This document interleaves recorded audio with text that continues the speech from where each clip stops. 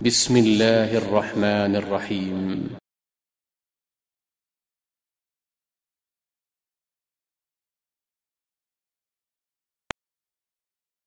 How to stay safe in a digital world. And so to start off, I'd like to say that technology is basically all around us nowadays.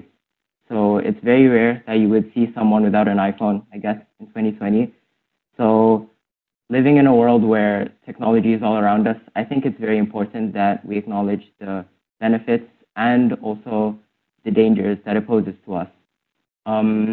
So as for what we're going to do today, right after this introduction, we're going to have a Quran recitation by Nofal. And then we're going to have three speakers from Madani, from the Indonesian institutions, Madani, PERMIQA, and also an embassy speech from KBRI. And then I'll hand the floor over to the moderator, who will be Akhyar for today, who's going to be presenting the main presentation for today's topic. And then it's going to be followed by a question and answer session, where everyone can participate and everyone can ask any queries, which will be towards the panelists and to the presenters.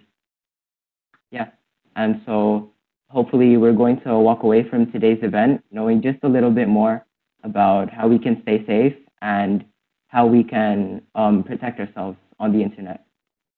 And so right now, I guess we're done with the introduction, and I think it's important that before we start the presentation, we have to remember that we need to take some time to remember our Creator and who will, inshallah, keep us safe in today's world. So I'm going to hand the floor over to Nofal, who will be reciting the Quran, the Holy Quran for us.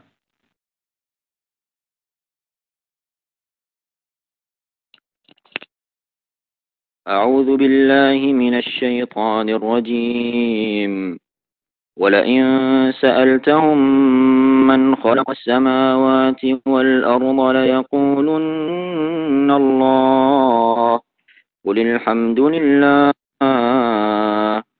الحمد لله بل أكثرهم لا يعلمون لله ما في السماوات والأرض إن الله هو الغني الحميد ولو أن ما في الأرض من شجرة أقلام والبحر يمده من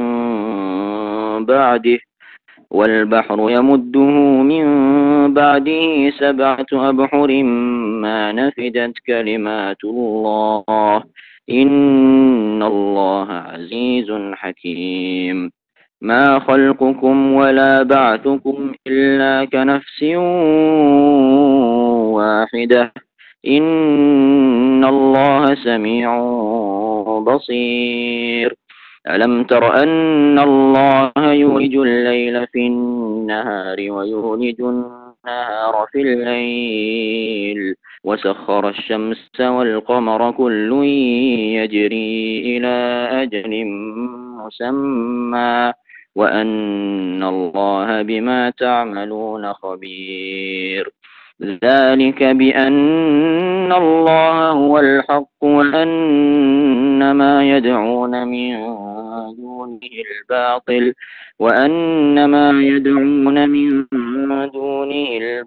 وأن الله هو العلي الكبير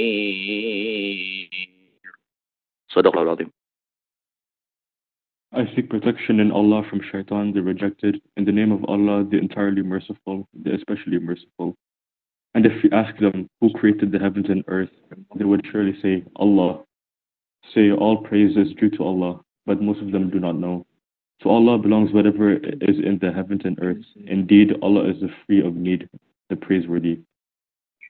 And if whatever trees upon the earth were pens and the sea was ink, replenished thereafter by 7 more seas, the words of Allah would not be exhausted. Indeed, Allah is exalted in might and wise. Your creation and your resurrection will not be but as that of a single soul. Indeed, Allah is hearing and seeing.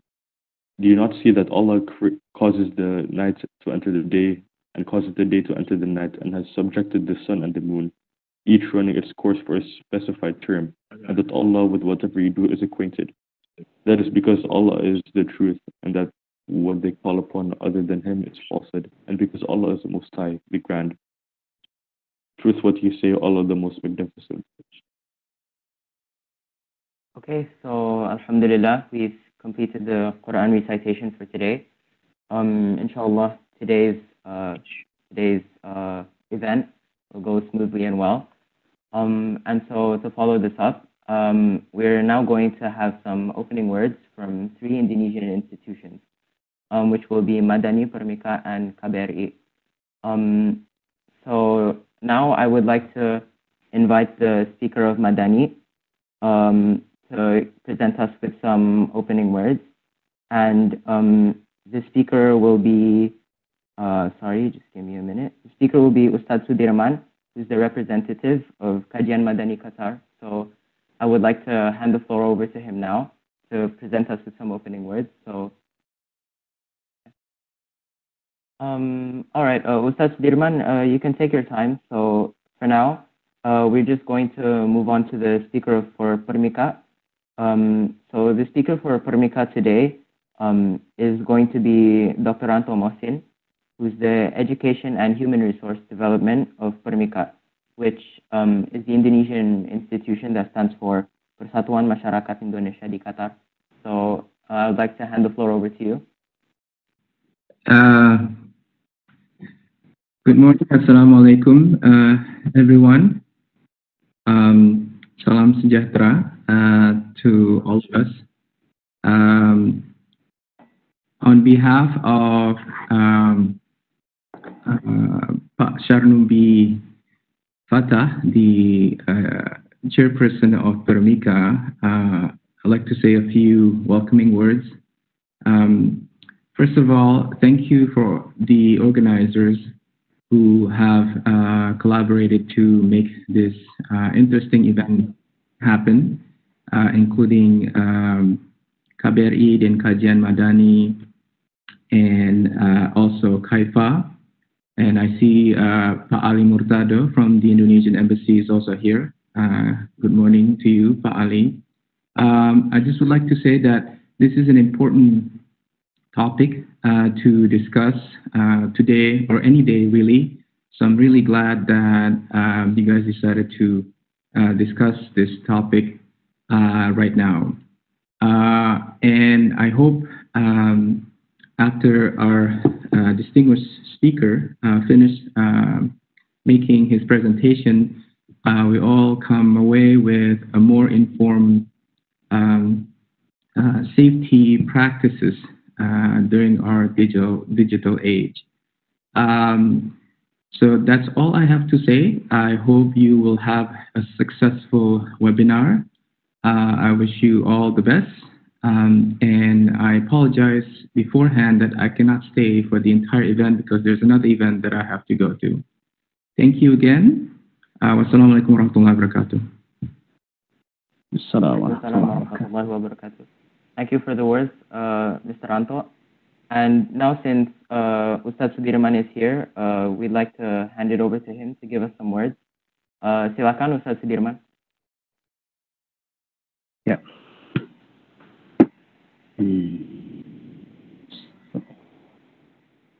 Bismillahirrahmanirrahim. Assalamualaikum warahmatullahi wabarakatuh. Alhamdulillah, wassalatu wassalamu ala ashrafil anbiya al mursalin, Sayyidina Muhammad wa ala alihi wa sahbihi ajma'in, amma ba'd. Yang terhormat Bapak Ali Murtado, fungsi Konsul KBRI Doha yang berbahagia, kemudian Profesor Ranto Mohsin, Ketua Bidang Pemberdayaan SDM PERMIQA, Dr. Nugroho Fredivianus, narasumber kita dari Jerman, para hadirin, hadirat, anak-anak sekalian yang kami banggakan, putra-putri Indonesia yang menyimak acara ini bersama para orang tua yang kebetulan mendampingi, kami ucapkan selamat datang, ahlan wa sahlan. Acara For a Safe Digital Social World merupakan kajian remaja yang diinisiasi oleh Kajian Madani Qatar dan didukung penuh oleh KBRI Doha, PERMIQA, KAIFA-Doha, dan PPI Qatar.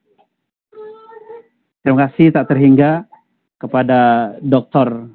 Nugroho, seorang pakar Artificial Intelligence dan Robotics dari Jerman, yang akan memberikan sharing ilmunya kepada para remaja Indonesia di Qatar, Indonesia, dan seluruh dunia tentunya.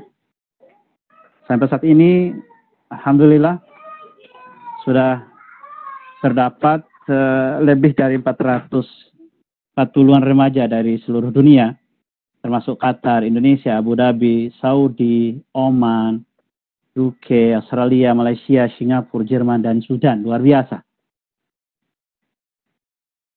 Dilatar belakangi urgensi mempelajari dunia teknologi digital, terutama pasca pandemi. Namun, di satu sisi, dunia teknologi dapat menghadirkan sisi dan dampak buruk bagi anak-anak kita dalam hal konten negatif maupun kejahatan dunia maya. Olehnya itu, panitia berharap acara ini dapat memberikan gambaran ya, bagaimana anak-anak kita mempersiapkan diri menghadapi dunia digital di masa depan yang penuh tantangan. Dari kami, sekian dulu dan selamat menikmati. Have a great virtual experience. Dan semoga acara ini bermanfaat bagi kita semua. Wassalamualaikum warahmatullahi wabarakatuh.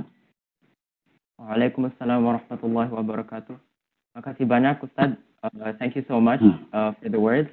Yes, inshallah the event will be very beneficial to us. And for the last speaker, I'd like to invite the speaker of KBRI, so the embassy speaker, Mr. Ali Murtado, who is the first secretary for socioculture for the Embassy of the Republic of Indonesia. So I'd like to hand the floor over to you to give us some words. Silakan. Thank you. Thank you, Izar. Good morning, everyone. And since I want to speak on behalf of the embassy, I think I should deliver my speech in Bahasa first, then I will try to translate it into English. So, Pak Ustadz Sudirman yang saya hormati, Pak Anto Muhsin, guru saya yang saya hormati, kemudian Pak Nugroho, narasumber dalam acara ini yang saya hormati. KBRI Doha sangat gembira menyambut acara yang diselenggarakan oleh teman-teman dari kajian Madani ini. Ini luar biasa dan saya pikir inilah alasan kenapa kita masih harus optimis dengan masa depan Indonesia. Karena ternyata anak-anak kita, anak-anak Indonesia, ini anak-anak yang cemerlang. Mereka punya intelektualitas yang tinggi, mereka punya penguasaan terhadap ilmu pengetahuan dan teknologi yang sangat baik. Dan saya kira ini adalah alasan kenapa Indonesia di masa depan akan lebih cemerlang dan gemilang. Adik-adik peserta acara ini yang saya hormati, dahulu ada seorang intelektual besar, intelektual muslim besar di Indonesia yang bernama Nurholis Majid. Jadi Nurholis Majid ini pernah mengatakan bahwa yang dibutuhkan oleh Indonesia, yang dibutuhkan oleh umat Islam di Indonesia adalah santri-santri yang canggih. Saya mendengar pernyataan Nurholis Majid ini persis ketika usia saya seperti usia adik-adik semua. Usia di junior high school, SMP atau SMA waktu itu. Waktu itu saya belum mengerti benar apa itu santri yang canggih. Apa yang dimaksud Cak Nur atau Nurholis Majid dengan santri yang canggih. Nah, tapi nampaknya hari ini saya menemukan jawabannya apa yang dimaksud dengan santri yang canggih tersebut. Jadi santri yang canggih saya kira adalah sekelompok anak-anak muda yang punya pengetahuan intelektualitas tinggi, punya pengetahuan dan penguasaan ilmu pengetahuan dan teknologi yang sangat baik, dan pada saat yang sama punya kedewasaan emosional dan ketangguhan spiritual yang baik. Jadi saya temukan itu di diri teman-teman semua. Dan kalau boleh saya sampaikan lebih lanjut, saya kira seorang santri yang canggih bukan hanya mereka yang memiliki kemampuan intelektual yang baik, tetapi juga mereka yang memiliki integritas dan moralitas yang tinggi. Dan saya berharap kajian Madani ini akan menyediakan calon-calon pemimpin dengan kriteria seperti itu. Karena Indonesia ini begitu beragam kekayaannya, tapi beragam pula masalah-masalah yang ada di dalamnya. Hanya dengan kemampuan intelektualitas yang baik, penguasaan terhadap teknologi yang baik, dan integritas yang baik, masalah-masalah tersebut bisa selesai. Jadi atas nama KBRI, saya mengucapkan terima kasih atas forum ini, atas terselenggaranya forum ini, dan menyambut baik kegiatan-kegiatan yang mungkin ke depan akan diselenggarakan oleh forum kajian Madani. Terima kasih and thank you, Izar and friends. I'm so honored to be here among you all, the brilliant, the promising, the Muslim generation of Indonesia. What I can say about you all is, I think you are the reason why we should be more optimistic with the future of our beloved country, Indonesia. And if we look at our history, we can easily find that our country was constructed and developed by young men like you all, who has not only strong intellectual ability, but also has idealism. And brothers and sisters, and Indonesia is a very rich and diverse country. And to manage such diverse country is never easy. It requires us with intellectuality, leadership, and of course, integrity. And I really hope that the Kajian Islam Madani will provide us with the next leaders who meet such criteria. And to close, on behalf of the embassy, I just want to send a message to you all that to never be tired, to love and to do something good for our country, Indonesia. I think that's all. Thank you very much. Assalamualaikum warahmatullahi wabarakatuh. The floor is yours, Izad. Yeah. Waalaikumsalam warahmatullahi wabarakatuh. Thank you so much. Makasih banyak, Mr. Ali Murtado. And yes, I think we all agree that Indonesia is a country that is really bountiful in natural resources, and yet the future generation, we pose a lot of challenges. And so that is all for the speakers. I would like to thank all of the speakers, Ustaz Sudirman, Mr. Ali Murtado, and Dr. Anto Mohsin. Thank you so much for your words. They were very beneficial to us, and we will now continue with the event. So what I would like to do now is I would like to hand over the floor to our moderator, who is Akhyar Kamili. So he has a bachelor's degree in computer science from Carnegie Mellon University in Education City, and currently he is working as a software engineer in Snunu, which is a Qatari startup super app, and he is also a chairman of PEPE Qatar. So I would like to hand the floor over to you, Akhyar.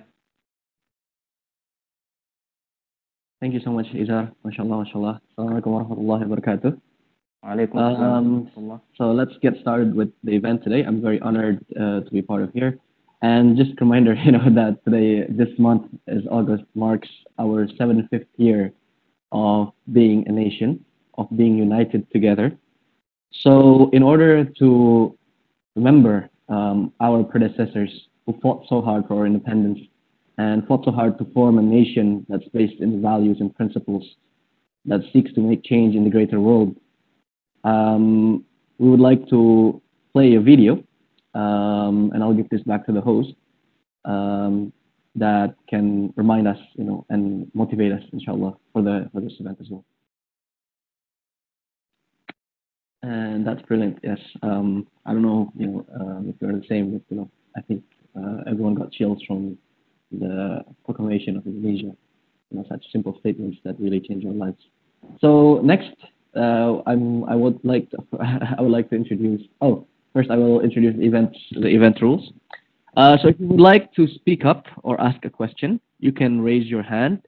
In the mobile application, you can raise your hands from there's 3 dots like below the screen, right? If you tap on that, you will be able to see a raise hand button.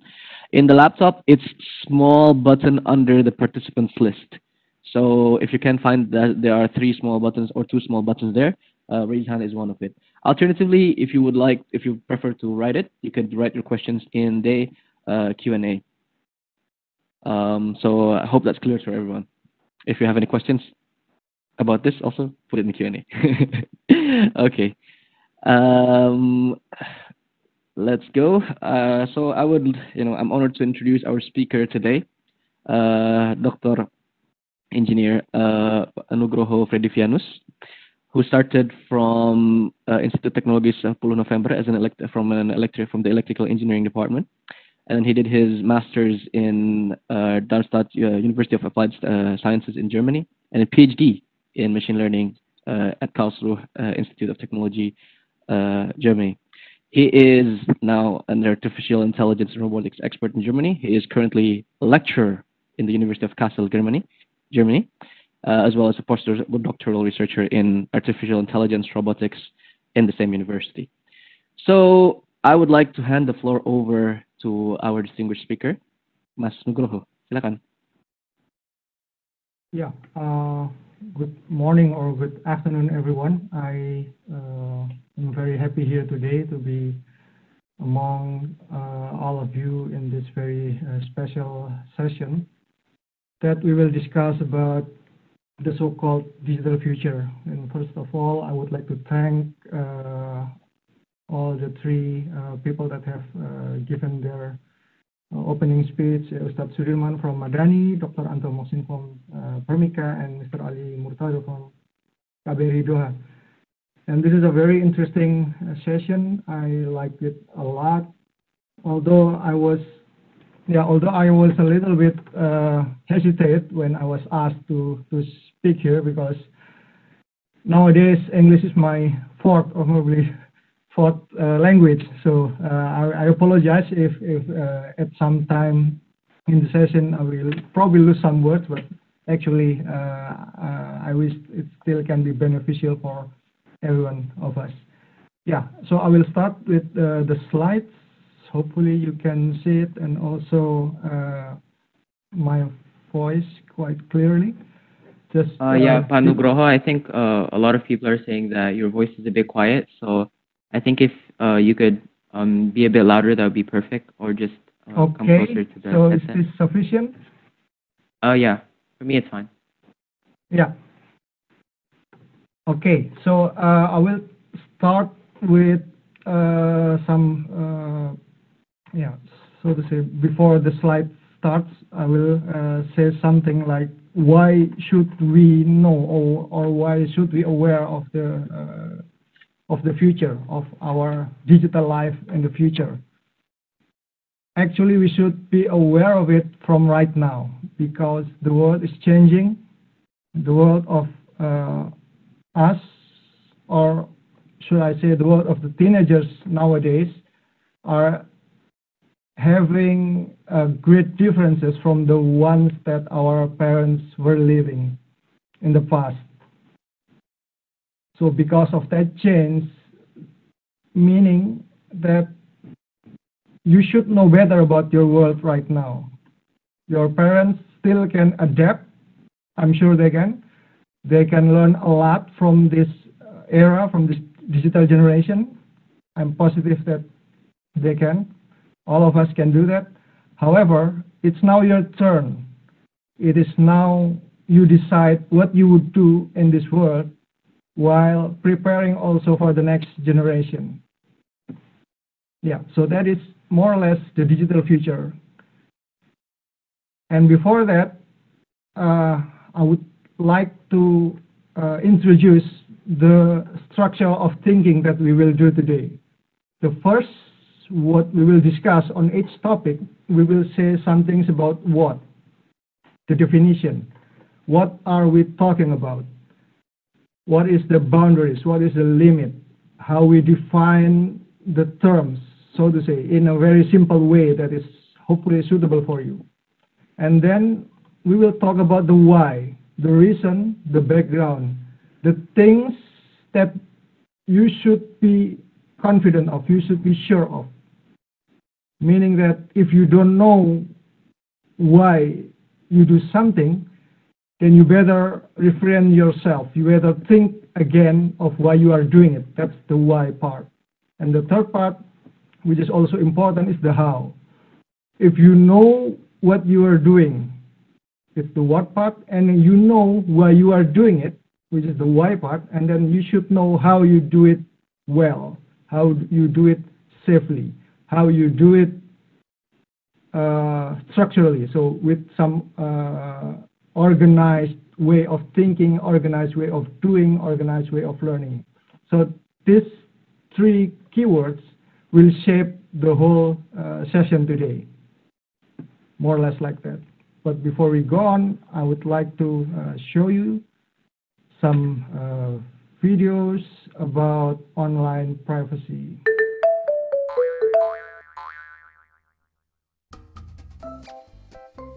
Today is my birthday. I'm gonna post a story. Let's meet outside school.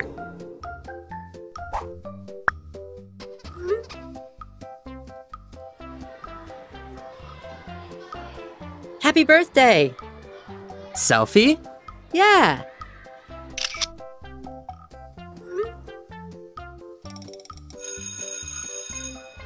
Hey guys, let's shoot some hoops! Basketball court at 4.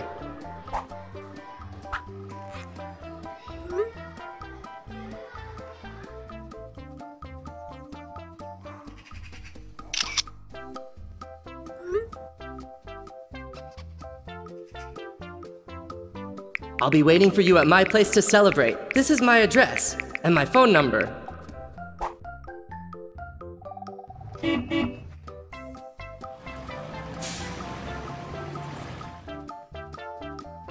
Happy birthday, David! You're very popular, aren't you? You have lots of friends. You use chats and social media all the time. They know everything about you. What you like, when your birthday is, who your friends are, the sport you play. But they could also know your phone number and where you live. Have you ever thought that what you share online could be read by someone that is not so much of a friend?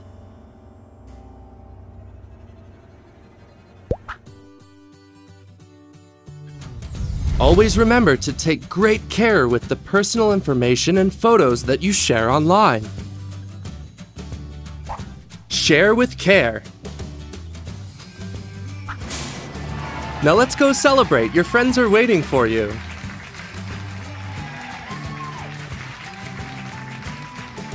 Remember, pictures and information that you post or send can be easily reshared by others, so they could remain online for a very long time. Be careful when posting. Don't share phone numbers, addresses, or personal details. This information could be misused by others. Always check your privacy settings of the apps you use. It's important to know what people can see or who can contact you. When signing into a website or social media, ask an adult for help and advice. Choose a difficult password and share it only with your parents. Take great care with everything you share online. If you have any doubts, always ask an adult for help.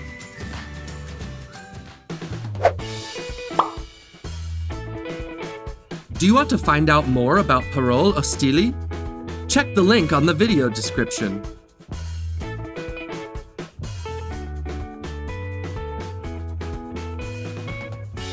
yeah, that's more or less the video that tells us a little bit about the online privacy, which is very suitable for kids. There's a link over there. I'm not sure whether you can read it clearly, but you can search it anyway at YouTube. So it explains us on how the internet could be some danger. And we will discuss a little bit more of that with the slides. So what is going on right now? You know that the most or the basic differences between our world today and the ones that our parents lived in was today we have a lot of connectivity. So we live in a connected world. You probably heard some discussions about 4Gs, 5Gs. At my time, when I was a teenager, there's no Wi-Fi yet. There's no mobile phones, and there's no social media whatsoever. And information is transmitted instantly, meaning that once you press in this kind of smartphone, you want to send something, once you press send, then the information will be spread somewhere that you don't know it. It can be the company owner of like Facebook, Instagram, TikTok, WhatsApp even, or yeah, any social media provider basically. And most people have no idea about it. So we cannot really know how we control that information anymore. For example, you send a photo, then the photo can be distributed into several points, into several nodes in the world, and it is kept there because you want to keep it there, because you want to see, you want to scroll what you have published at or on Instagram a year ago. Then they should keep it, because they keep it, then they can do anything about what you are giving them. But however, some people are simply ignorant about it, so they don't really care about this kind of possibility of somebody doing a lot of things with your data, your photos and videos and so on. And it always has a potential of a negative impact, which we can minimize. However, the best defense for this kind of danger of privacy breach will be our own awareness. So we can rely probably on regulations, but yeah, as far as I know, the company doesn't really do 100% of regulation. I know it because I was part of some companies that dealing with this, and I'm not there anymore. But yeah, they do things that we don't know. They do things that, so to say, they bend the rules. They don't really break the rules, but they bend it. And it's easy for them. Like, you know, if you have you've seen some videos of soccer games probably at YouTube or at Facebook or probably Instagram or anywhere, you know that sometimes they flip the video and it's not easily traced by artificial intelligence, for example, or they change the tone of the voices and things like that. They can bend the rules and they can use it to their advantages, which is within the legal boundaries. And the keyword here is, of course, the privacy. Now we have discussed the what, which is the privacy, and we will discuss why privacy matters. Because as you see in this presentation slide, you don't want anybody to spy your room. You have smartphones. Most of you have it, the smartphones. Yes, but do you know that some apps can, without us knowing, do something with the camera, without us knowing. They can do that. They can do that, and they have a potential to save it in our mobile phone, and at some convenient moment they can send it somewhere. So I'm not saying to make you paranoid or something like that. No, but there's a potential of that. There's a year ago probably some company have had published the results about the possibility of breaching the security of Google at the time, but they said that it's already covered. But if there is another loophole, there is another sensitive areas that hasn't been found out by anyone, we don't know that yet. So the idea is not to make you paranoid, the idea is to make you aware that anyone can do that with some specific set of skills. They can also take the photos, so spy your room, take photos, occasionally filming you probably. It's possible, although I wouldn't say that it happens a lot. Then they can also read your emails and messages through several ways. They can put so-called viruses, although it's not actually virus, but viruses, trojans, which means that there's something that sends that it's included in the app you installed, and then it stays there, intercepting messages, photos, and etc. And at a convenient time, it will be sent somewhere. So most of us in the communication said that it's a backdoor communication. So they can transmit something backdoor without us knowing. They can also listen to your phone calls, discussions. You put the smartphone at the table, you discuss with somebody, probably your friends, your parents. They have the possibility to listen to what you said. That's where when you said something like, yeah, okay, Google, for example, then yeah, it responds because it listens to you. Yeah, and at the end, someone can digitally cloning you, which is already happened a lot, called social engineering. Probably people of your parents' age or yeah, a little bit younger, they have found several Facebook accounts which is not related to them, but it uses their photos, it uses their personal information, and also at WhatsApp, they pretend to be someone they're not, and asking for some money, and etc. Yeah, sadly, they might have already happened to some of us, but at this point, we have to be sure that we are sufficiently aware of these kind of things and how to protect it. The first thing you should do is you have a healthy habit for social media, for online life, for digital life. So guard your personal information like birth date. It's a very private information. You should give it only to those that are matters, like probably your school, they need it. Your parents, of course, they know it, and you can ask them whether you should give your birth date or not to some, probably when you sign up to like things like Amazon, eBay, or any social media provider, they will ask things like this. I never set my right or my exact birth date to any social media, so I will always change it to the 1st of January. I'm not born in January, I'm first born in April, but I change it to the 1st of January or the 1st of April or things like that. So, but I'm not born in the 1st of April anyway, so it's not my real date over there. And your cell number could be also important, because then anyone can track you, anyone can call you, say something that's not true, ask to meet somewhere, and things like that. Things that you don't want anyone to occupy you for some weeks. Of course, you can change your cell number, but it would be easier if you have a healthy habit of protecting or guarding your cell number.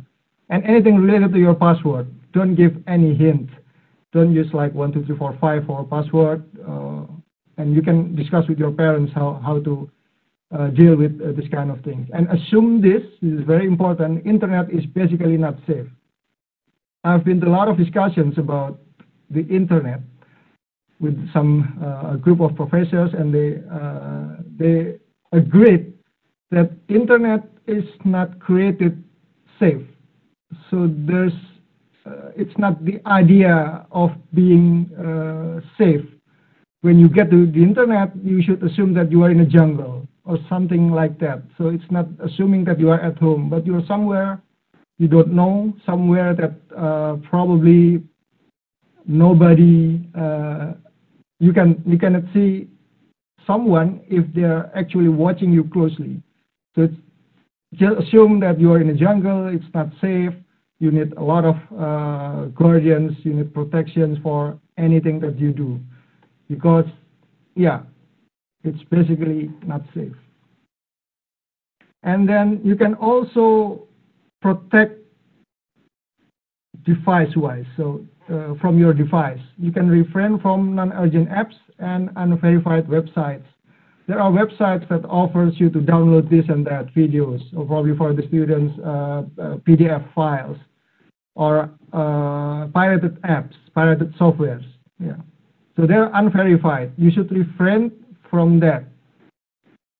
If I need something that only available in that, so I'm not talking about piracy, I'm talking about things like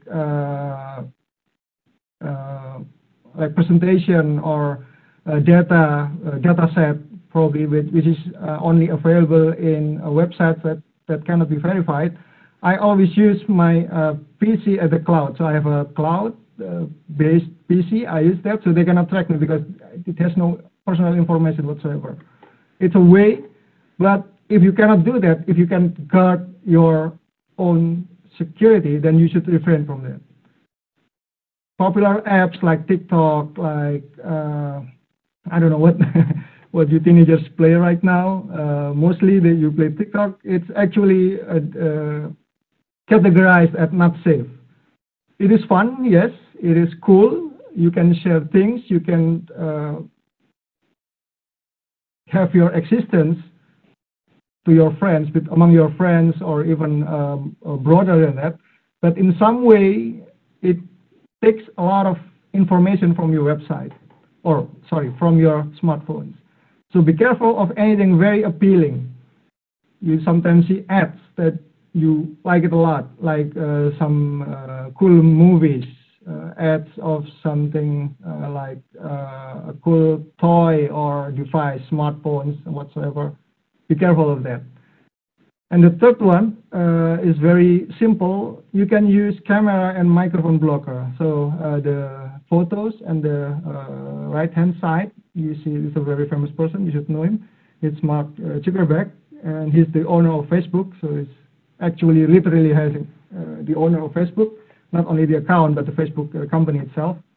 So the photo is very popular around 4 years ago. So, but it's not the photo itself. It's not that he's holding some frames of Instagram that is interesting, but this one. So if you magnify on the left-hand side of the photo, you will see that even Mark Zuckerberg prevent the camera and the microphone jack of his laptop to take anything. So he closes it, he shut it down with some, I don't know, some paper, which I also do. So in this webcam, what I'm using right now, it's a USB webcam. And I have the switch that can turn it off easily. With one button, I switch it off. So it's basically the same with you cover the webcam with some paper or things more or stronger, things like that. So I will always do that.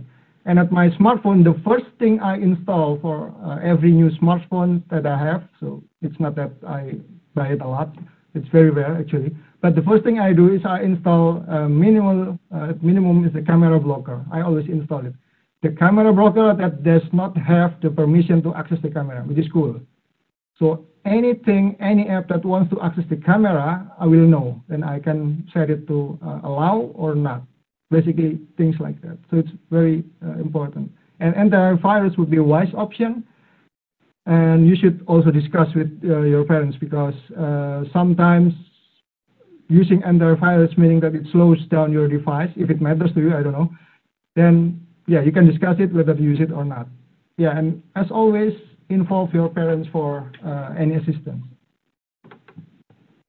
So is the internet all that bad? Of course not. There's a lot of positive things, a lot of opportunities, so to say, for the internet. And what are they? We will, this is from the first slide. Once again, we go to the structure of what, why, and how. This is from the first what, and the sentences or the points that are deemed will be changed. So we live in a connected world. It's still the same situation. Information is transmitted instantly, and now we can use it to our advantage. So when the information is transmitted instantly, meaning that you have the same chance of using that information along with all the people in the world that is currently updated.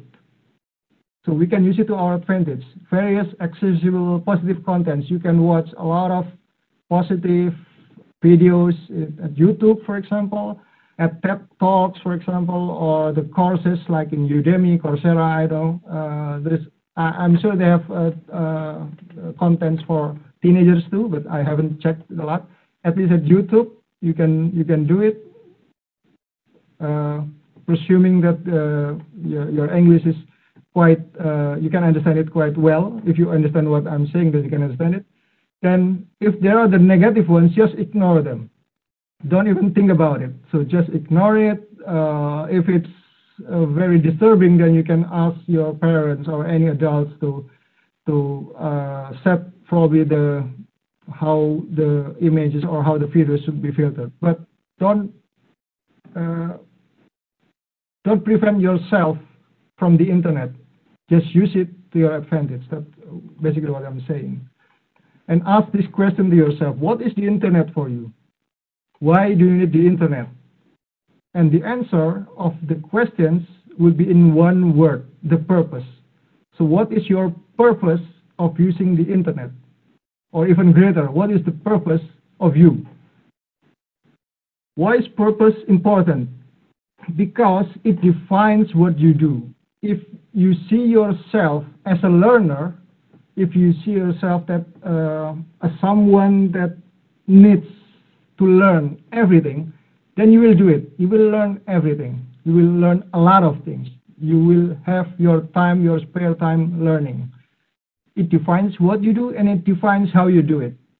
If you say that I am a learner, then you will try to find a way that is suitable to yourself for learning. Some people learn in sufficiently bright or light rooms. Some others like to be among other people, or probably some of you like to do it to learn through the PC, or the others prefer to learn together with the friends. So it defines how you do it. If you said that you are a learner, then you will know what you do, and you will find out how you do it well. And then finally, it defines you. In this image, you can see that if you define yourself that you will be graduating of something, then you will learn. You will have your focus towards that point of life.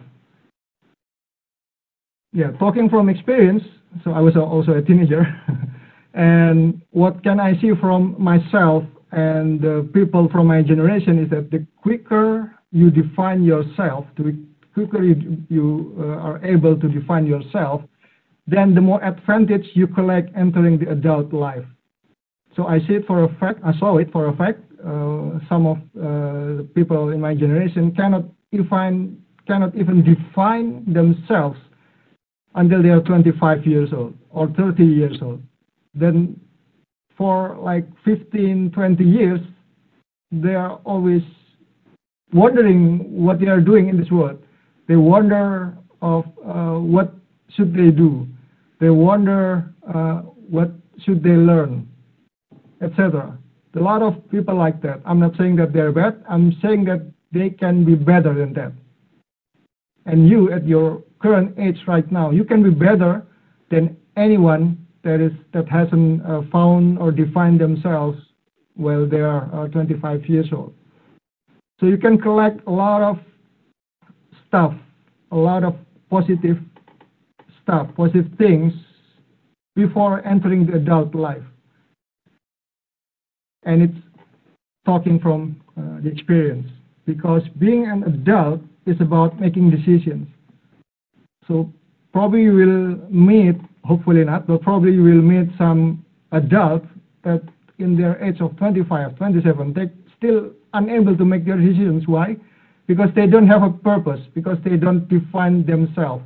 They simply live their life, they play when they want, they read when they want, they sleep when they want, there's no target, there's nothing that they would chase, they would try to attempt to reach, but they just live like that, live their life like that. Once you learn to make decisions, of course, with the help, assistance of your parents and or other adults, then you will easily define your future. So about the future, we will see another video.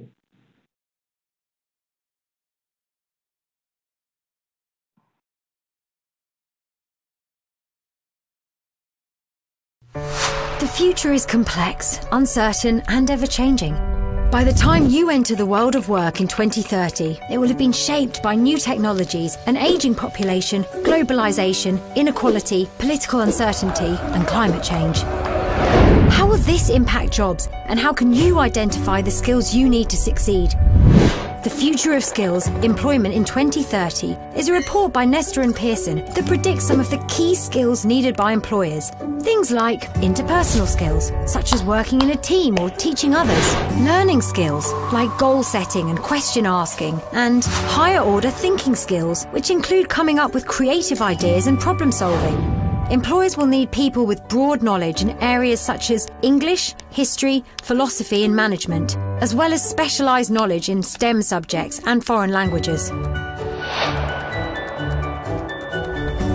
The good news is that you can build these skills inside and outside the school environment. The choices and experiences you make now will shape your future. So what are you going to do to prepare for the world of 2030?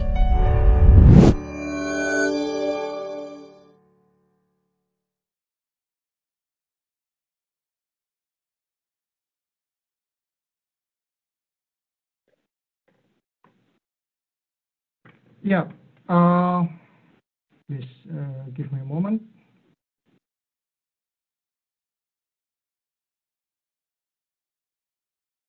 Yeah, that's more or less, I think, yeah, it's already on.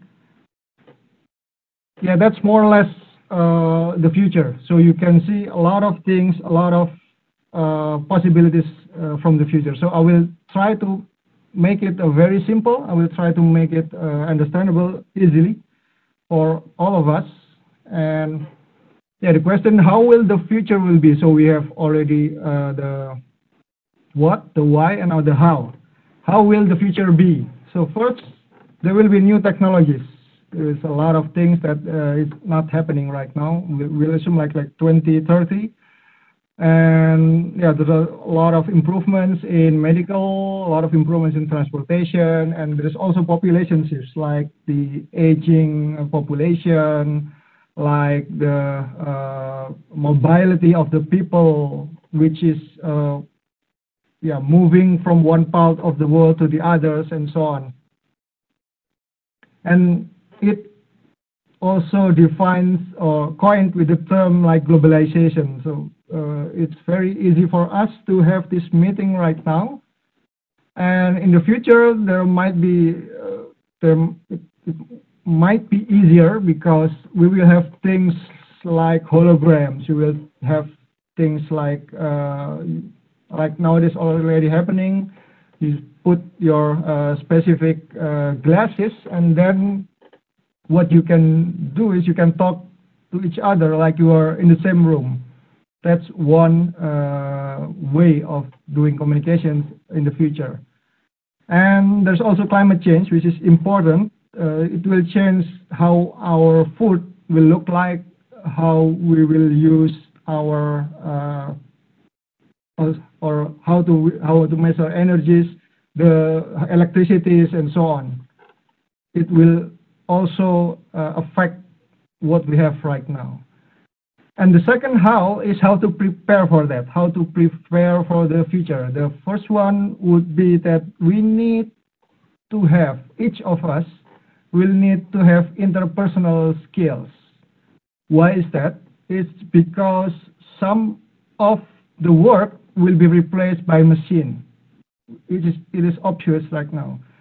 I work currently working with a startup that we also try to automate some processes in the factories, so to say, we replace the eyes of the human, we replace the hands of the humans with some artificial intelligence, although it's not that advanced yet, but it's going there. Meaning that if you want to beat the machine, so to say, if you want to be above the machine, then you should have a good or better interpersonal skills, self-management. You should be able to manage yourself, which is easy if you have already defined yourself. And then the teamwork. So teamwork is not only being in a team working together, but it's also how to express yourself. It's also how to ask questions. It's also how to mediate differences. It's also about being a leader, which is the third one, the leadership. And a teamwork, you will have a lot of dynamic situations, and people that cannot work well with each other, with the others, or people which only know just a very narrow view of what they are doing, will get replaced by the others. That's the effect of globalization, not only in Indonesia, not only in Qatar, not only in Germany, but now it's already happening. The market of workforce. You can apply for a job in Germany if you're in Indonesia. You can apply a job in Qatar if you're in US and Canada, England, or somewhere else. So it's basically happening. If you don't have the skill of interpersonal stuff, then you will get replaced by others. And then the skill of educating. So to educate others, to teach others, then you will need to learn how to speak. You will need to learn how to make others understand of something. When I was like in 11 or 12-year-old, I cannot speak at all in front of the class.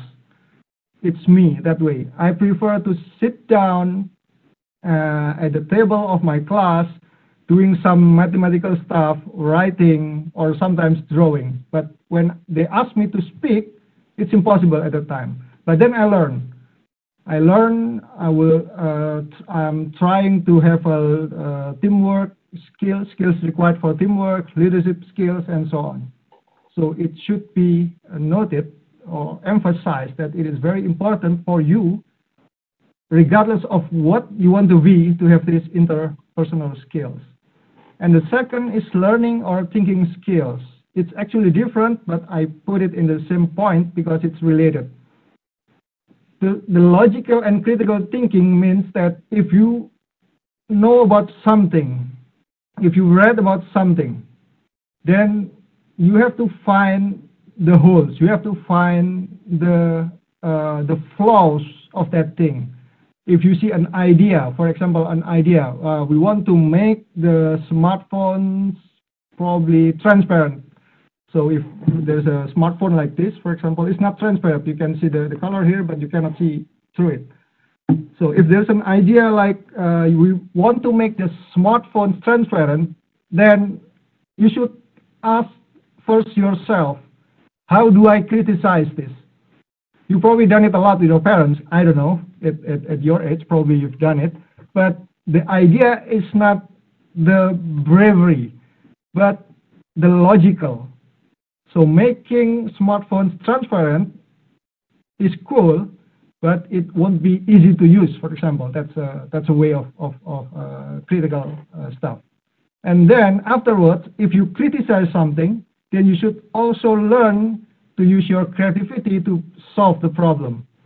So we want to make something cool, but you disagree if the smartphones are transparent. Then what will you do? So we want to make it cool. Probably we want to make it bend. So it's not like the normal candy bar smartphones, but it's more or less like, I don't know, like a wallet probably, I don't know, or thinner or something like that. That's the point. The idea is going that way. Sometimes to learn this one, you don't have to in actual problem. You don't have to be in actual problem. My first kid, my first son, daughter, she is 13 years old.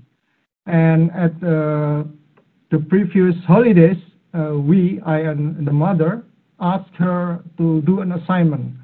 You have to find something that is, how to say it in English, is something that is ridiculous. You have to find something that is ridiculous, and then you have to argue for 30 minutes for using some slides that it's not actually ridiculous. So she came up with a lot of ideas, like 5 ideas, and then we assign on, we allow 2 of them, and then she chooses 1. Yeah, things like the house should be built vertically. So it means that the roof of the house should be at the bottom, and the door should be how to say that? The door should be at the top. Things like that. So it's ridiculous. Nobody will think that it's rational. But the idea is that she learned how to argue that it's not actually ridiculous. This actually makes sense because blah blah blah. That's the idea. And yeah, very important language skills. So how many languages are you speaking right now? Probably Indonesians, and then for some people abroad will be English, and for some people in Indonesia will be most likely like your local language, the Javanese, Sundanese, Betawinis, I don't know how it's called, or any other languages. So my idea is, for the next 5 years, try to add 1 more language, whatever it is. You can speak Arabic, you can speak German, you can speak French, you can speak Spanish, you can speak Mandarin, Japanese, anywhere, because that will be required. Machines can learn to speak, they can hear, but they cannot understand. At this point, they cannot understand anything what they said. They just repeat what they have been taught. And last but not least, of course, the advanced subjects in STEM. It's sometimes they say it's STEM, so science, tech, engineering, and math. And some people put an A, which is art, STEM, but I prefer to use it STEM. Yeah. So science, tech, engineering, and math. Even if you are in the healthcare, you are a medical doctor, you will need this technology in the future. Even if you are a historian, you will need the technology. Nowadays, there's already some artificial intelligence that can measure the age of historical building, for example. So it's using technology. I know a lot of people from biology that is massively, brutally learn how to work with data a lot, because it cannot get forward unless if you know some of the science, tech, engineering, and math, the STEM subject, the statistics, for example. What I did right now, for example, we have an artificial intelligence that can understand what the picture is that. But then afterward, if you give a photo, then you know how many like containers or stuff on the photo, and then the machine can do that. But to analyze it, you will need something more. You will need some kind of algorithms to understand it, and that would be only make sense if you understand a little bit about science, tech, engineering, and mathematics. So it's enough about the word. Now it's about you, which is also very crucial. What do you want to be? So we're still in the same structure of thinking, what, why, and how. What do you want to be? Now it's about you. And why do you choose it? Still, you have to find out the answer. And then how do you achieve it? How are you getting there? How you move forward? That this will be the questions that I recommend you can ask yourself starting right now. You can discuss with your parents, etc. But at least from now on, you know that you have these questions. What is the most important question? Because it's strongly related to your purpose. What is your purpose? Then what you want to be. You can have answers which is in the terms of value, like I want to be someone that is useful. It's okay, but it will easily defies the question why. So it's I want to be useful. Why? Because useful is good. And then how? How then? I learn to be useful. Then that's not an answer that can be moved forward. But it's good. It's okay because you don't have to have the answers all right now. Yeah, I will take it from the Quran, Az-Zariyat 56. وَمَا خَلَقْتُ الْجِنَّ وَالْإِنسَ إِلَّا لِيَعْبُدُونَ.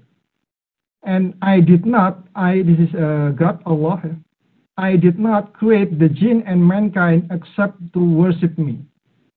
Why I cite this verse? Because Allah or God is the best purpose ever. Nothing else is the best purpose. So what we need to do is we have to find our detailed purpose. So not only our greater purpose, but also our detailed purpose. You want to be someone useful.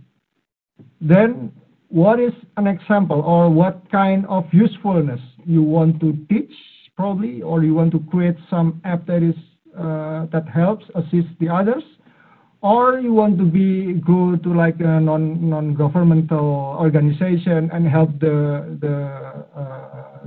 I want to say the poor, okay, the poor or the heavens, for example, or you want to be a diplomat that make negotiations with other countries, or if you want to go further, it might be that in 10 or 20 years there's already some colony at the moon probably, or the Mars. I don't know about it. So find your detailed purposes. And then why is the basic question. It determines your motivation and energy. If you don't ask why sufficiently, then when you will lose your energy, you will lose your motivation. Sometimes when you are low motivated, ask why. Why am I doing this? Why am I studying? Why am I learning French, for example? Or why am I learning Afrikaans, Arabics? If you got to the correct answer of why, then you will have your motivation lift up and your energy got stronger, inshallah. So that's what I did. That's what I always do. If I'm bored of something, what I should do, then I ask why. I return to the question why. Then it's just some words that I recite. If you don't do what you like, for example, you don't like to study, you don't like to go to school, but you don't do it, or you like to play, but you don't do it. You have to go to school. Then simply try hard to like what you do. You go to school, you learn, try hard to like it. Because it will reflect to your purpose, what defines you. If you don't have a purpose, you will fail to answer the question why. And success is an energy source, but happiness is uncountably greater. So if you are success at something, you will have more energy. But if you are happy at something, you have a lot more energy. Presuming that it's something positive, something that gives benefits to yourself and also the others. Then why is the basic question. The most important question is what and then why. Now we get to how. It's quite practical for right now, I suppose. So how is the plan? What is the purpose? Why is the reason? And then how is the plan? Try, not right now, but probably in a few days, create a life plan. That's what I always do to some students here in Germany.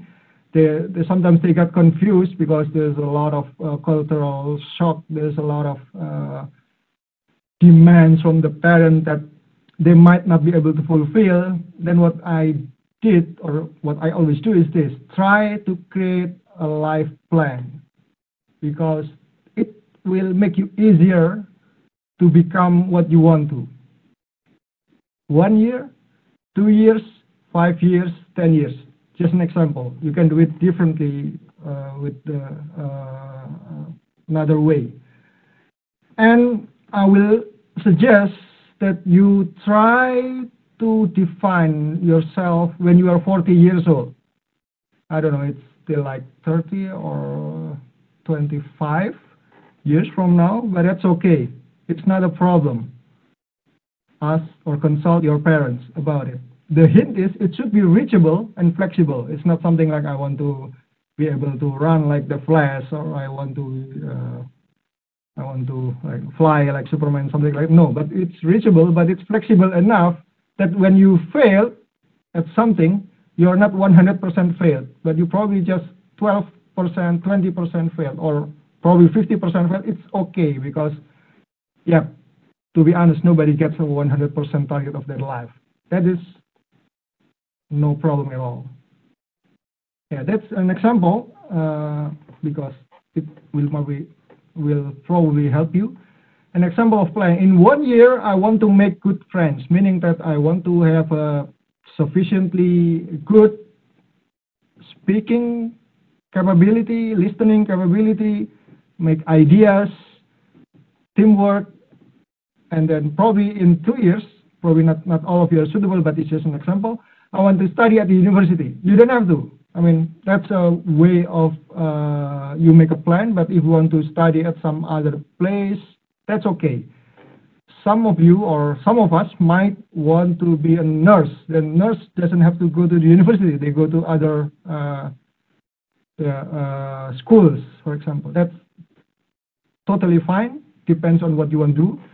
And then in 5 years, I want to master new foreign languages, for example. Yeah. And then in 10 years, just an example, once again, I want to get married and I want to build a happy family. That's fine, totally okay.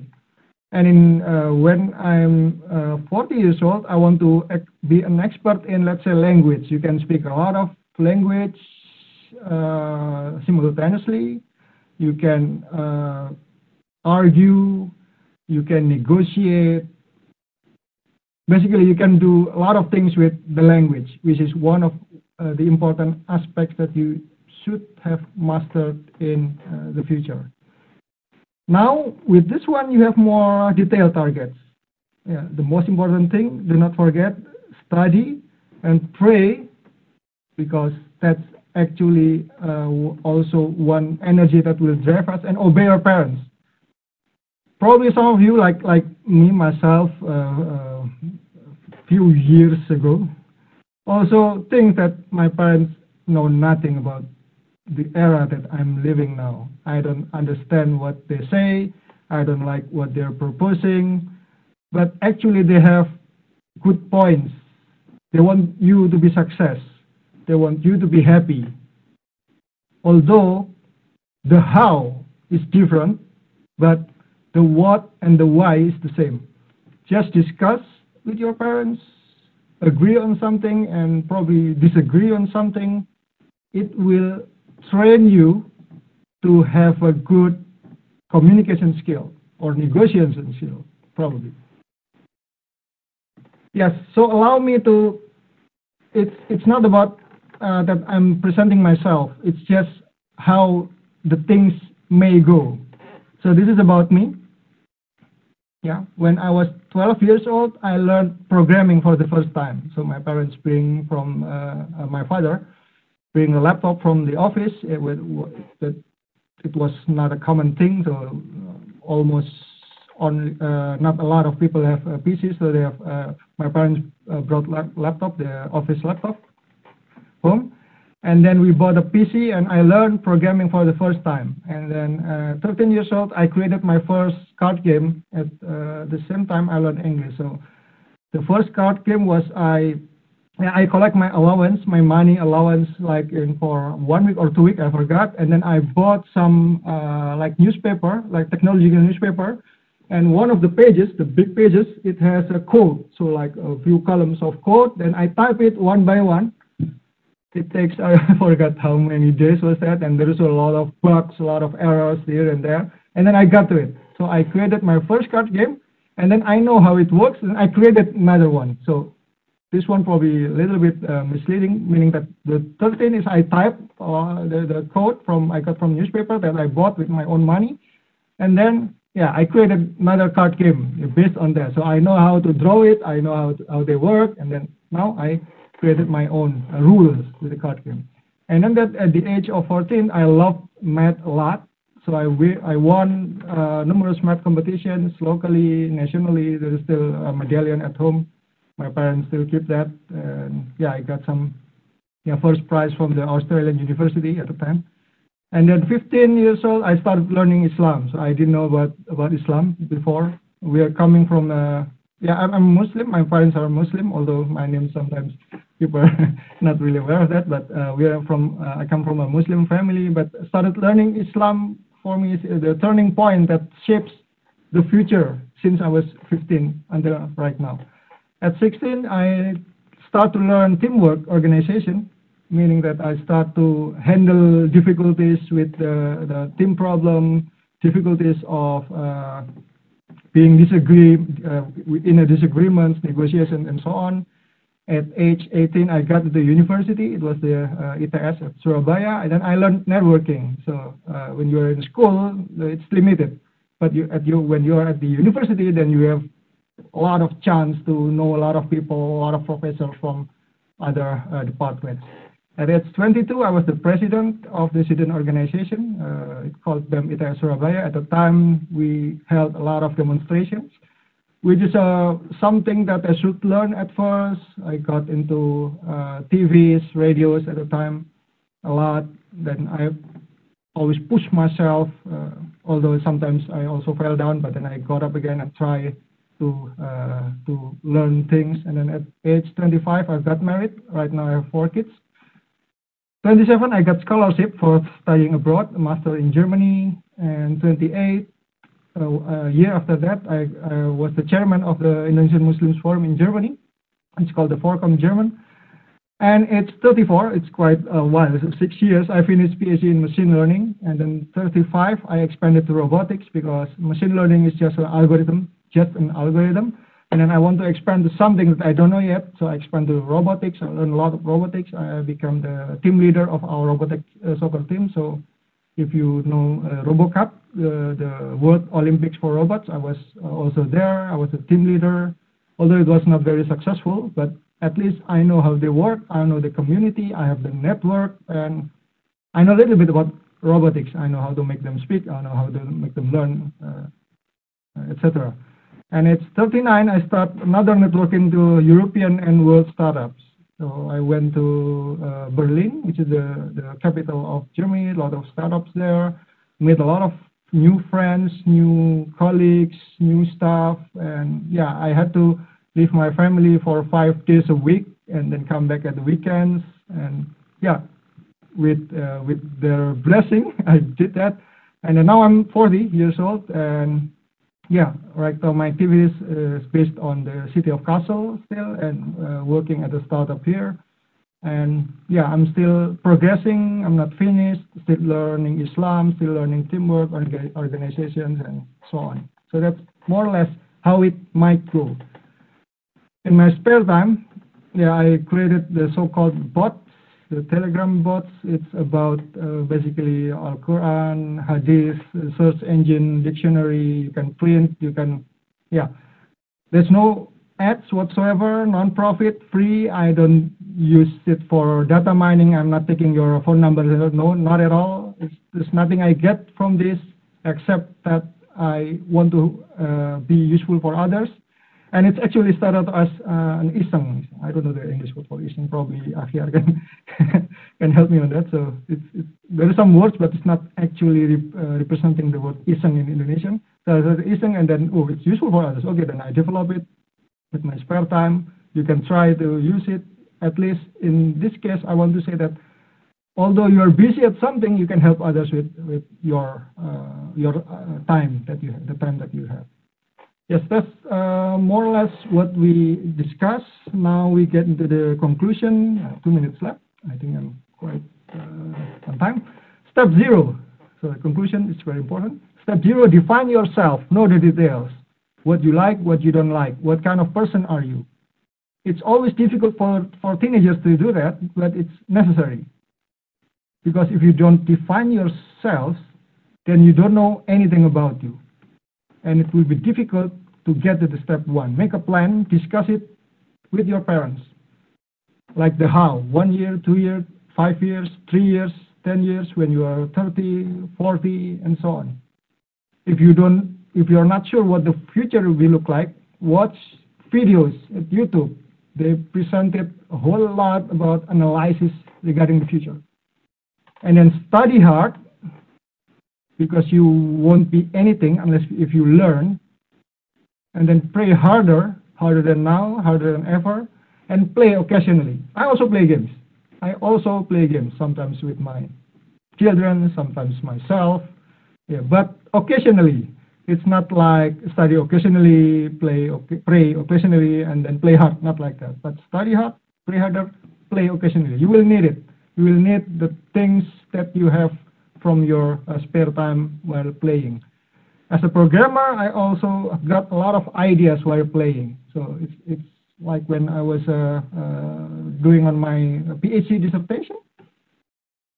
Some ideas I got from that is by playing. So I play something, mostly basketball or online or physical basketball, and then I got some ideas from that. It's amazing if you know how the brain works. Step 3, improve language skills and upgrade teamwork skills. Seems a lot, but if you span it into 5 or 10 years, it's not a lot at all. So like 2 years Spanish, 2 years Arabic. You don't have to master it like every detail, no. I myself, I'm not very good at English. You can see it right now. I'm not very good at German, although I can understand, I can speak, I can discuss and things. But it's not like native, of course. But at least when people say something, I know it. I can learn from them. When I read a paper, newspaper, or any other paper, I can understand it. I can learn from it. Step 4 seems boring, but once again important. Read. Don't watch. No. Watching is when reading not sufficient, then you watch. You can watch movies, of course. I watch movies. It's not like being watching like 24 hours, no. But I watch movies too. Mostly the family watch movies too, but not a lot. What I did is read. And if I get bored, write. What does it mean? It means that if you read, then you learn something. If you write, then you lock what you learn in your writing. So you cannot write something that you don't understand. Like if you try to collect 10 news about, I don't know, let's say about climate change. You read all of them, doesn't have to be at once. It can be in 2-3 days, you read it. And then from what you understand, just write it.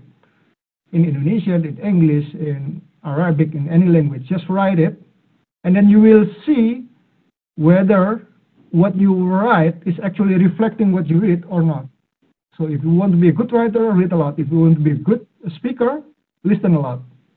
More or less like that. Last but never least is the final words from me at the session. Learn Islam. It's important. Science tell you how things work. Religion, Islam, tells you how to behave. It's distinctive, different. It's very different. You should learn them both. Science tells us how things work. Religion, Islam, tells us how to behave. Like this one, O Messenger of God, there's a companion, our Prophet, who among the people is the most worthy of my good companionship? The Prophet said, your mother. And the man asked again, then who? After my mother, then who? The Prophet said again, then your mother. And then the man further asked, so he asked again, for the third time, then who? The Prophet said, then your mother. So 3 answers is to the mother. And then the man asked again, then who? Then your father. It doesn't mean that you you don't respect your father, but in comparison to your mother, then the mother should have a greater respect than your father. Yeah. Your mother, the mother is good, the father is good, and you don't, how to say it, you don't compete, you don't make them compete in this respect, but the Prophet said that we should respect the mother more than we respect the father. Both should be respected. Both are important, both care for you, and both want you to be success and to be happy. I guess that's all from me today. Thanks a lot for the chance, and I return the forum to Akhyar.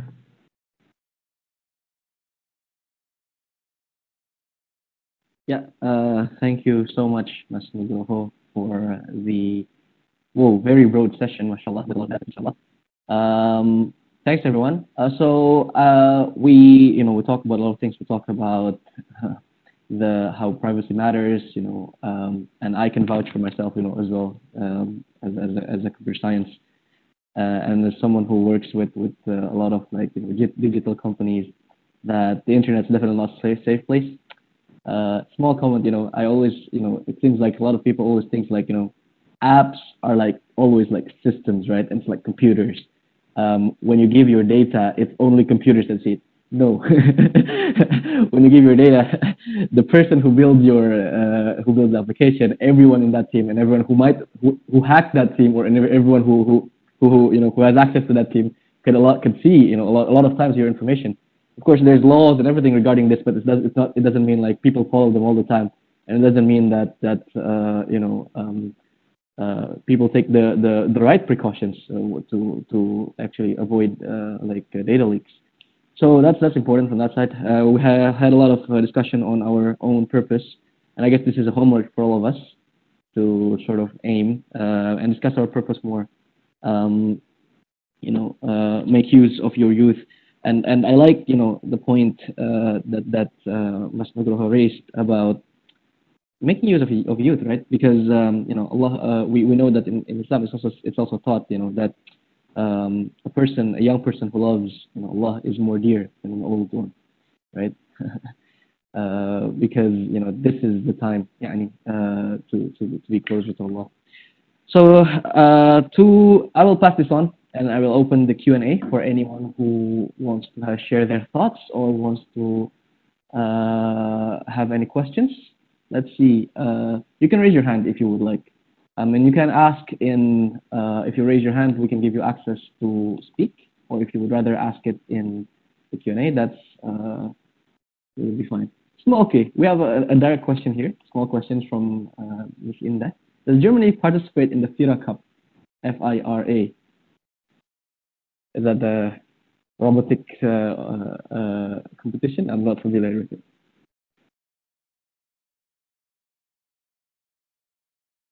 Mr. Nugroho, I think, are you muted or? Yeah, I cannot see the question, or you just read it? Yeah, I just read it, okay. But I can just read it. It's in the Q&A section if you can find it in the three dots, and if you tap the Q&A. Okay, just read it. I cannot. Okay, just read it. Does Germany participate in the FIRA Cup? I'm not aware of that. You're not aware of that. So Okay. If we talk about Germany, it's a lot of institutions. It's not like Germany is one nation that is everything. No. So it might be that my university is not participating. There's a lot of hundreds of universities here. They might be participating, or companies whatsoever. I just pulled it up from Google. Yeah, I just googled it, and it's the Federation of International Robot Soccer Association. It's the robotic soccer. If you win RoboCup, then yes. I think it's slightly different.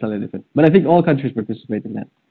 Okay. Solid. Thank you for the answer. Q&A. Okay.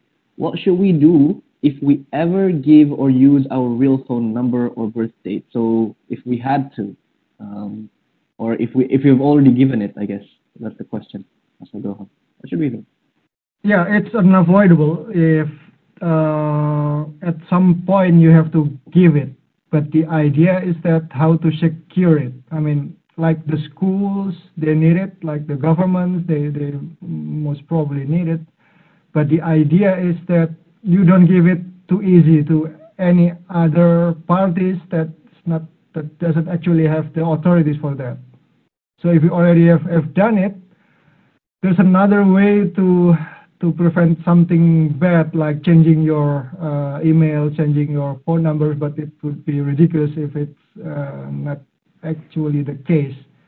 And you cannot change your birth date anyway. So yeah, I wouldn't say it's too late, but I would say that just make sure you don't do it again. And at least you can trace it. If something happened, something unexpected happened, then you know where the hole was. You know where it come from. And you can warn, you can say to the others that it's not secure to have it this way. That's an idea. Because once it's released, you cannot really put the genie into the bottle. Some people say. Yeah, you cannot put the shampoo back in the bottle. Once it's out, right? Okay, next question. From Layla. What are the signs of someone spying on us online? Can we tell if someone is spying on us? It's not an easy answer, but if you, what I install is the camera blocker, and the camera blocker it has a list of the apps that you install. So I use Android. I don't know about iOS, but it has the list of the apps that can get the camera working, I mean, that can access your camera. If you install it, then it has the list of the apps that can access your camera, and you can decide from there which one should you use. I myself, almost 24 hours, my smartphones are locked, the camera. If I need to use it, then I just put it unlocked, and then I use it, and then I lock it again.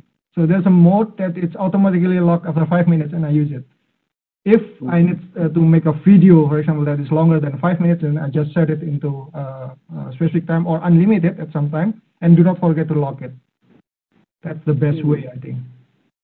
Okay, that's interesting. So I think it's best, you can use some softwares if you make some research into this, how to identify. Like camera blocker is one example that tells you at least that if an app tries to do this, to access your camera. So that's one way to know if you're being spied. And of course, there's, I think, tools to do this in the web as well, if we look further into it. Would you please let's start with this one from Ali Ibadur How to improve language skills?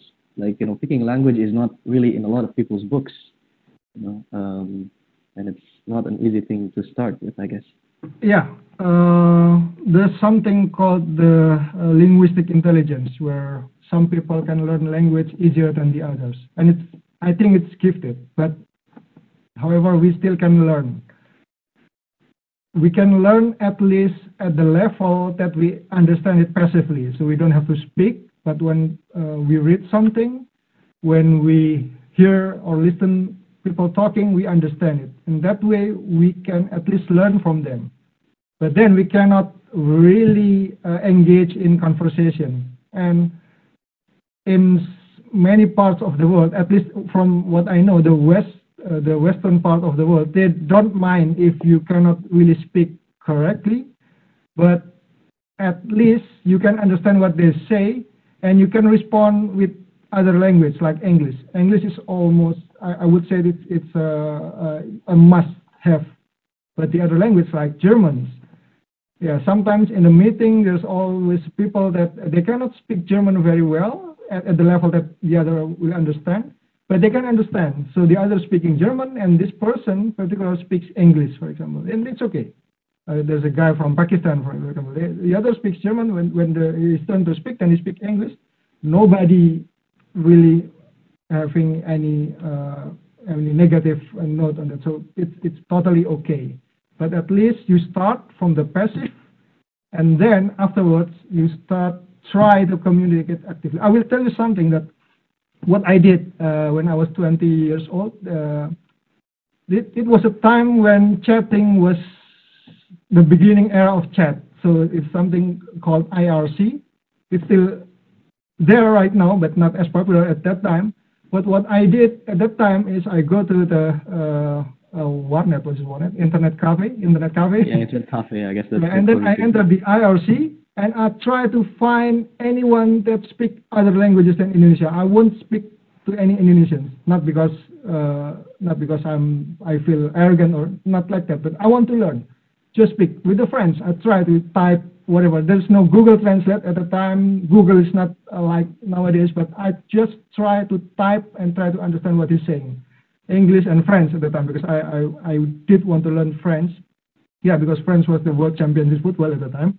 It's a side motivation. Then probably in a few years, I want to go to Qatar to watch World Cup too. I don't know, but at least yeah, try to have it your way, in your way of learning, in your way of thinking, that you want to do something that will improve your language, foreign language. Yeah. Yeah. Don't waste a year without having any improvement in foreign language. That's, I would say it like that. That's a huge homework for me, being here in Qatar for 4 years and having. And just to add something onto that, so I take GCSE French at school, and there's something that my French teacher said, which is try to use the language as often as possible. So even if you make mistakes, what she would do is when we go into class, she would always try to get us to just keep speaking French, even if we make mistakes. Just use it as often as possible. Because like if you're trying to learn a new language and you only learn the grammar, like you don't learn like conversation skills and you only learn the grammar, then that's not really going to get you anywhere because you're not really going to know how the locals speak. So what I suggest, like for example, if you're trying to learn like al-lugha al-arabiyya, like Arabic, what you can do is maybe go to Souq Waqif, which is somewhere where basically everyone speaks Arabic. And, you know, like, for example, when you're ordering something, just try to do it in Arabic or something along the lines of that. So, yeah, what I would say is just use it as often as possible. Inshallah. That's a very solid point. Let's move on. We have a lot of questions. Okay, let's try this one. Okay, there's quite a few now. Okay, let's check. If we're not hooked to reading, or if we don't read that much, how do we get hooked to it? What should we start reading? How do we get to like reading? Mr. Nugroho. Interesting question, because I didn't feel it that way, because I always like reading. So probably you don't like reading, or anyone doesn't like reading because they find it boring, probably. Then start some reading that might make you not boring. For example, I started to read the detective stuff, so like the Fives, like the Sherlock Holmes. I read them all. It was in my junior and senior high school. I read a lot about Sherlock Holmes. It was in Indonesian at the time, although I also learned English in some way, but I learned from the things that I actually like detective stories. So if you like something like, I don't know, boys band, for example, then just try to read something about boys band. It's okay to read something about boys band, and then you try to write it. Once you get into the feeling that you like reading, then you can read everything. Yeah. Don't just use your eyes to watch videos. Videos is important, but most videos are entertaining. It's not educating. While reading is something else. Reading makes your mind works, not only stimulate your happiness, but it's also making your brain works. Once you get into the happiness of the working brain, then you can do anything. You can learn anything, basically. It's just the timing. Probably you don't want to start with the difficult ones. You don't want to learn about astrophysics, about the comets, about the aliens and stuff. Probably not starting from there. But you can start from things that you are interested in. I read a lot about basketball. I read a lot about NBAs. I still watch NBA's games up to today. I still have supported my favorite team since I was teenagers like you. But then reading should be stimulated by something that you like, not by something that doesn't really get you on, so to say. Yeah, I agree. Okay. Let's see. We have a question from Umi Mayaza. She raised her hand. Yes, silakan Umi. Assalamualaikum warahmatullahi wabarakatuh. Excellent presentation, Mas Nugroho. Fantastic, great moment. Actually, I'm attending this with my daughter, my first daughter, Umimazaya, but she's outside right now. So yeah, thank you very much. I'm truly agree when you say that your why is the motivation, the burning energy of our learning capacity, right? And I thought that it was absolutely true. It was absolutely oh wow moment that I saw from your presentation. Then when we think about it in this industry, that people will be easily replaceable if they do not have this why moment and if they do not have this learning capacity, because in this industry, I think that learning capacity will lead to our earning capacity in this industry. So our question is that how to fill this bottle, the empty bottle of our continuous learning ability and continuously learning motivation in our head, and how to install it in our head, in our minds, in our soul. I think that's pretty much a comment and also one question from me. Again, it was very fruitful moment. I was coming also from ITS. Thank you very much, Mas Nugroho and team. Wassalamualaikum warahmatullahi wabarakatuh. Waalaikumsalam warahmatullahi wabarakatuh. Thank you so much. We will get back. Okay, since we have a lot of questions, we have about 15 minutes left for everyone here. I just want to raise a point where I'm trying to make as many people can address their questions as possible. For those of you who don't get your questions addressed, inshallah, we will compile a Q&A written answer for the Q&A with Mas Nugroho, which will be sent out later as well. So I have a very interesting case here from one of our participants, Mas Ilham. I've started to do more art, but I was chosen to do more business because my parents have students have cars company thing.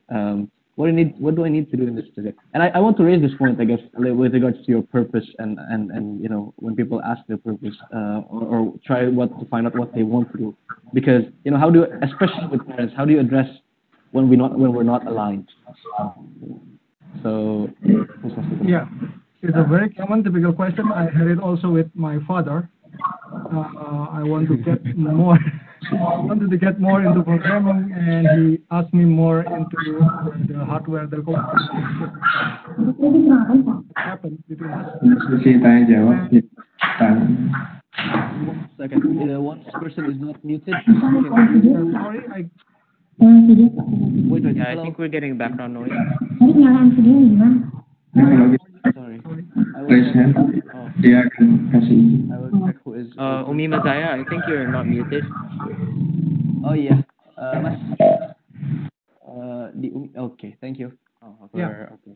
So I got lucky because at the middle of my studies, I can switch a little bit closer to what I wanted to do. So that's my my situation. But yeah, regardless of that, that's why you need to learn interpersonal skills. You have to argue with your parents in a very subtle and positive way, not like slamming the door and things like that. But you have to argue with them, why do you want to do it? And at the end, I cannot say for all the parents, but at the end, the parents basically only wants you or only wants the children to be successful and then happy. And sometimes the success and happy are two different things you can get from two different stuff. So at the middle level, you could probably do business and just your business career related to art. It's also possible, but I cannot really imagine the ifs, a lot of conditions that should be fulfilled.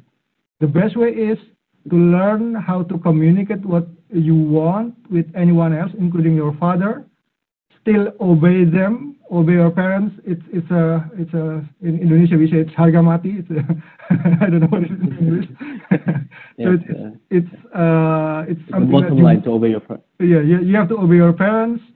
And if there are disagreements, then pray a lot. Yeah. Don't try to show your parents that they are wrong. It's important. Don't try to show your parents that they are wrong. But the attitude should not be. It won't help you. The attitude won't help you. But try to do what your parents would like you to be. If they want you to be successful, then try to be successful. And you can get happiness also if your parents are happy. Once again, it's a dilemmatic problem. It's not something we can easily solve, but it can be discussed. Right, right. And I guess if you want to get this back, I just want to chip in a little bit here. I have this same problem with my parents for previously as well. They want me to study social sciences, actually. It's the opposite. And I wanted to study computer science. So that's happened to me. It's important if you want to go back to the purpose, and if you manage to define that in the beginning, that your purpose is to worship Allah subhanahu wa ta'ala, right? It's a very, very strong and clear-cut purpose that you can derive everything from that again, right? If you face this dilemma, which way is to worship Allah? Is it to follow what you want, or is it to follow your parents? And it depends. Again, sometimes it's not always a one-off question, right? If your parents want you to be criminal, then maybe you choose, you worship Allah. But if your parents, otherwise maybe it's not always that clear cut. I had a story from an acquaintance who wanted to do business, but his parents want him to do doctor, to the medicine. What he did was he just said okay. He did medicine, finished 6 years of medical school, and then started his business. Just like this is a massive sacrifice on his side, mashallah. But it's something that inshallah will count for him towards his akhirah, right? That he wants to obey his parents that much, And again, it's always a trade-off. You can always discuss and everything, but again, always clear cut. What do you want to please? If it's Allah, then everything can drive from there. Let's go here. Okay, I have an interesting question about reading books. So Choki here, I enjoy fictional books, mainly in fantasy genre. But what I got from people around me are just demotivating comments that this genre of book won't get me anywhere in life. Are they right? Right or wrong, it depends on you. Depending on them. So if after you read that fantasy book and then you start fantasizing everything, then they're right. But if you prove that it can be useful for your future, for your education, for what do you want to be, for your purpose, then they're wrong. So it's a very simple answer. It depends on what you do after that. Short answer. Yes, great answer. If by the way, Choki, if you have already reading fictional books, you got that base level of reading done, meaning that you can focus, you can read, you can read the text, because right now a lot of people don't have that attention span to read, right? When you want to read more complicated things or read more arguments from other people, you will find a lot of these things interesting as well eventually. At least you will have that base level already set. So it's not always a bad thing to start with fiction when you want to learn. But inshallah, when you want to learn you will find things that's interesting to read eventually. That's hard to find at the first, but you can get something. I have several questions here that are off the same line. And I guess Mas Nugroho, maybe you can answer this. But how do you start learning? As you're from a tech perspective, right? How do you start learning tech, or how do you start learning programming? How do you get into this field from a young age when you're say like 11, 12? How do you start? It started out as a hobby. So yeah, at my school time, once I remember I coded a lot. So I did a lot of programming until 2 o'clock in the morning. Wow. And then my father came and he just unplugged the electricity of the TV, and that's it, and then he left. So I remember that, and yeah, I have a lot of respect of him. At the time, no, but yeah, I understand why he did what he did. But yeah, even learning is not always good, huh? Yeah. So you can have a lot of ways of learning, and there's a hard one and there's an easy one.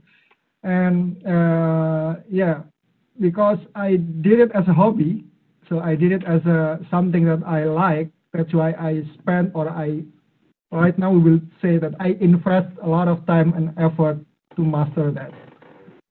So after some experience, the first experience is always the most difficult one. Once you know how to program, how to code, then you can switch to other languages. I already done programming in like 7 languages right now. I'm not expert at everything, but if I want to go deeper into one, then I just need like 2-3 weeks to get it done. But at least you get the grasp of everything because you like it, not because someone is forcing you to do it.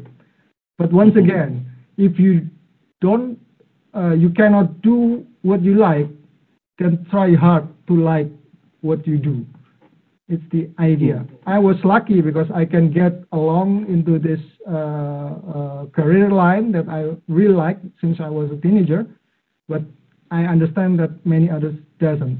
Then it's simply the matter of how will you put into priorities, I guess. So on the technical side, I guess I would like to push that further. How would someone today, okay, if they're at 11, 12, how do you recommend them to start? If they like, and let's say they have access. Yeah, I would say for right now, learn language. Start with one language. Start with language, at least English. Okay. At least that's the start. If you are already mastered English, then you are in a good start. Probably children in Qatar right now, they speak English. My children speak German, for example. But if you haven't, then try to learn English a lot, and then try to improve it with any kind of movies is okay. I mean, watching movies can improve your English. So it's something that we can do right now. Especially the general skills like learning English, learning to communicate, learning to read is more important, you say, to being able to explore the field of tech. Yeah. Instead of just, for example, just learning programming. Yeah, because language is the key to learn everything. You cannot learn anything if you don't master a language. I see. Yeah, okay. And I can add to that because recently I actually started programming with Python, and I'm not good at it. I'm not good at it at all. But I've made like one game, and it's a really simple game. But I mean, I think if you're really interested in something, you should just try it out, even if you're not good at it at first. Like I learned by watching YouTube videos. Like I didn't take any courses or anything. I went on YouTube and searched how to program on Python, and yeah, that was basically it. Okay. Yes. Once you have that access, if you're willing to learn, a lot of resources are available online that you could start with, inshallah. And once you get one of the very basic things done, you can slowly explore like a project-based course or project-based class, and I think that will help you a lot in terms of learning, engineering of from scratch, right? So I have a quick. There's another question. Someone else raised their hand from Umair. So if you could turn on your video and microphone. Hello. Hello. Yeah. What do you want to say? Oh, I thought you asked a question. You had a question. You raised your hand? Oh, yeah. Like, why am I panelist? Just a quick question. Sorry? I think you're panelist because you raised your hand. So, like, if you had a question and... Oh, did you... if you're okay. Your question in Q&A, that's fine as well. But do you have anything to ask? Okay. Okay. Do you have any questions?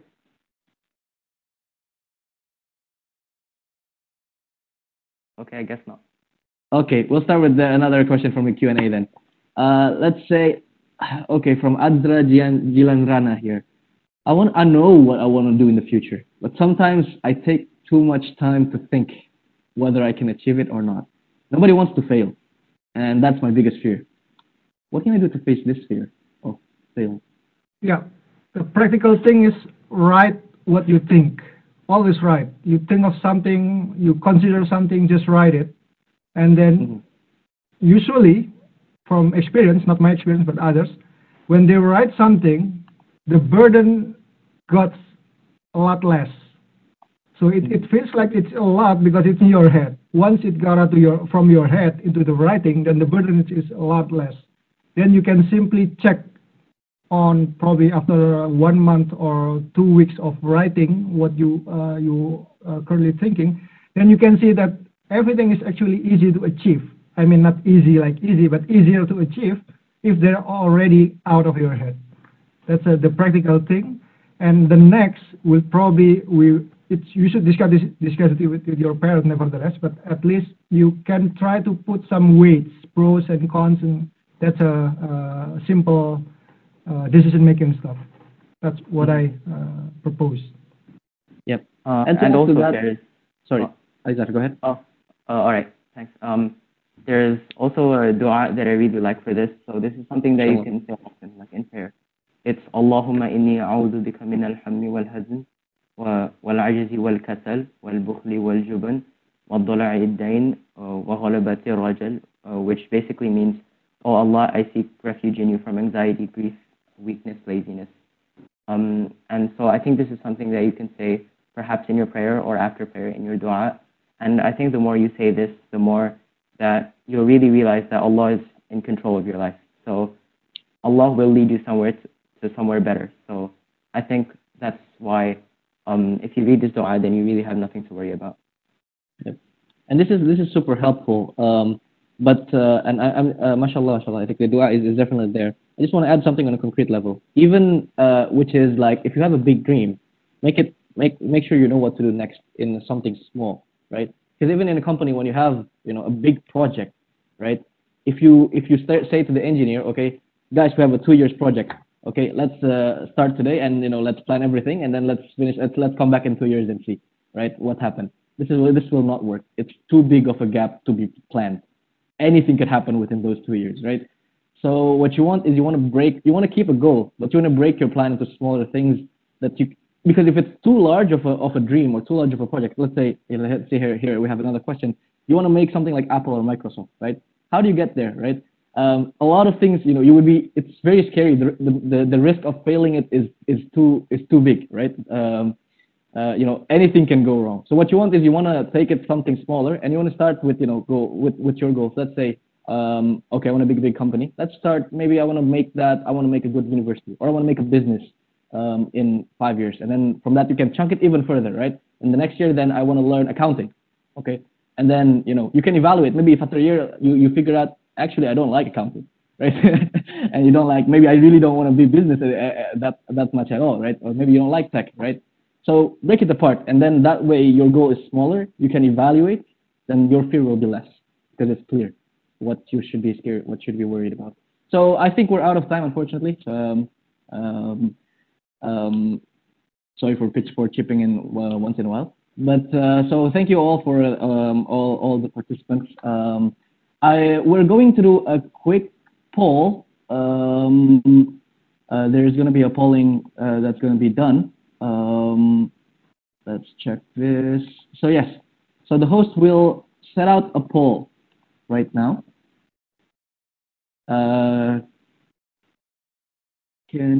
Okay, we're going to start the poll. So before you guys leave, please help us fill this and join this poll. You can check it if you're on your mobile. You can check it from the 3 dots, more options, and then it would have that polling option there. So if you click on that polling, you will see a list of questions. Just answer it so we can evaluate. Let's say this is what I'm saying. We have to evaluate this event, and whether you learn anything good from it, whether you didn't like it, anything. I speak too much, so on and so forth, right? It should come up automatically, by the way. It should come up automatically. If you're on your laptop as well, it should definitely already on your right now. We have a 4-minute time limit, so please go ahead and fill. We'll give 4 minutes. So while we're at that, following simple question. So I'll give this 1 minute, and in that spare time, I think we could answer 3 minutes. We can answer some questions from your side. More questions because we still have quite a bit in the Q&A. Let's check. I hope everyone is polling. Right. Okay. I want to jump into this particular question, I guess, for Master Nugroho, that is just related, maybe one last, that it's a big question, but you can give your suggestions on it. So we're asking about what if someone has a problem with online addiction whether that's with social media or with gaming, right? Because this is, I guess, one of the challenges with the digital age, right? That you become way too, engrossed in your digital devices that you might have, forgotten about other things, or you might have, be distracted, and you cannot plan, or you cannot actually, spend time to be creative and think about how to solve problems and so on and so forth. Because it is a fun world, the digital world. There's a lot of distraction there. So, Mr. Nugroho, what do you say to that? Like, how do you manage this, both as a, let's say, as like for our people our age first, how do we avoid it, and maybe as a parent or as a friend, maybe how do we do what do we do if we have someone who's facing this issue? Yeah. Okay. So a little bit unfortunate that in Germany you are always. In Germany people tend to think straightforward. So that's a bit unfortunate. So if you meet something like that, some addiction of that, my first answer, my German answer would be go see a doctor, something like that. Because,